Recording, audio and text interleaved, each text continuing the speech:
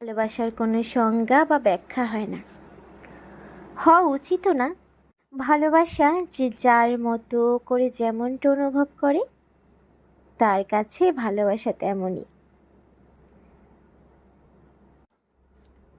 যেমন ধরা যাক, আমার পছন্দের ফুল নীল অপরাজিতা, কিন্তু এর মানে এই নয় যে ফুলের মধ্যে এটা সেরা।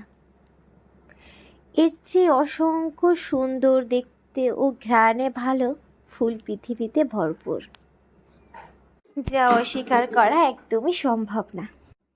কিন্তু অগণিত ফুলের মধ্যে কেউ যখন আমাকে বলবে আমার পছন্দের ফুলটি বেছে নিতে, আমি কিন্তু ঠিক তখন সব ফুলকে উপেক্ষা করে সেই নীল অপরাজিতা ফুলকেই বেছে নেব।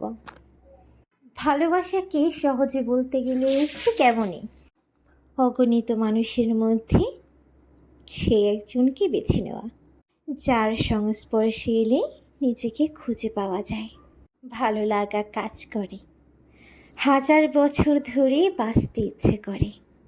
হোক অন্যরা সুন্দর, গুণের, যোগ্যতার দিক থেকে অনেক বেশি এগিয়ে, তবুও টান মায়া বরাবরই নতুন করে ফিরিয়ে নিয়ে যায় যার কাছে।